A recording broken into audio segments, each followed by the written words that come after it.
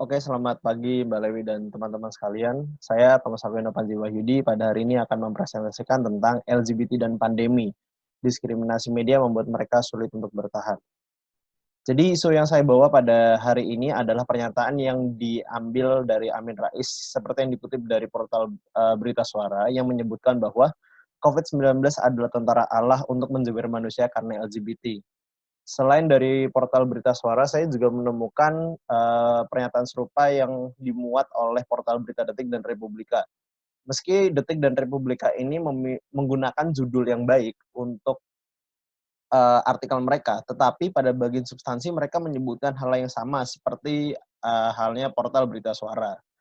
Ketiga berita itu sama-sama dimuat pada tanggal yang sama, yakni 1 April 2020. Lalu di sini saya akan menggunakan rumusan masalah. Rumusan masalah saya adalah mengapa media sangat tertarik dalam membawakan isu LGBT secara negatif.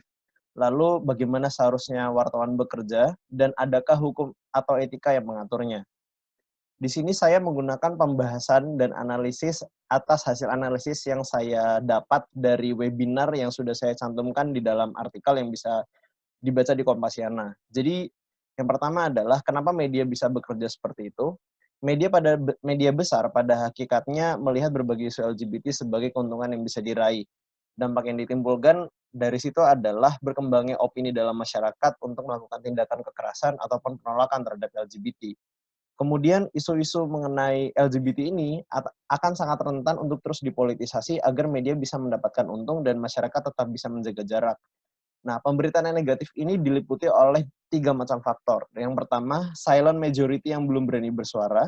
Kedua, kurangnya kepedulian masyarakat dalam mengawasi media. Dan yang ketiga adalah media lebih cenderung bersikap malas untuk menganalisis mengenai berita LGBT secara jauh lebih mendalam. Di sini, kalau tadi kita bicara soal berita yang negatif, di sini ada faktor-faktor yang menyangkut kenapa pemberitaannya tidak pernah berimbang soal LGBT.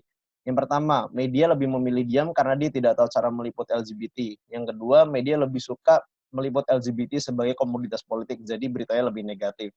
Yang ketiga adalah media lebih bersahabat dengan LGBT karena mereka ada kedekatan secara emosional, karena juga mereka ada kedekatan secara sosial. Dan biasanya ini terjadi di berbagai macam daerah.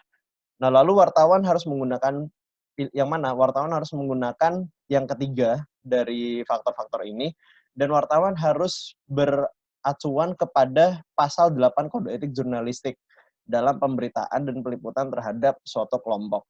Nah, dari sini kita bisa menyimpulkan bahwa kalau misalkan begini, media sekiranya bisa menyelamatkan eee, keadaan ataupun juga eksistensi dari LGBT dalam mempertahankan hidup mereka di tengah situasi pandemi seperti ini.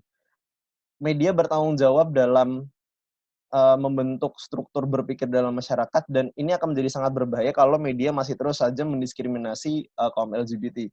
Yang pada hakikatnya mereka juga sama-sama memiliki hak dan kewajiban untuk bertahan hidup, apalagi di tengah situasi pandemi ini mereka menjadi lebih sulit untuk bisa mendapatkan akses kesehatan, perumahan yang layak, pangan, keamanan, dan lain sebagainya. Sekian presentasi dari saya, terima kasih.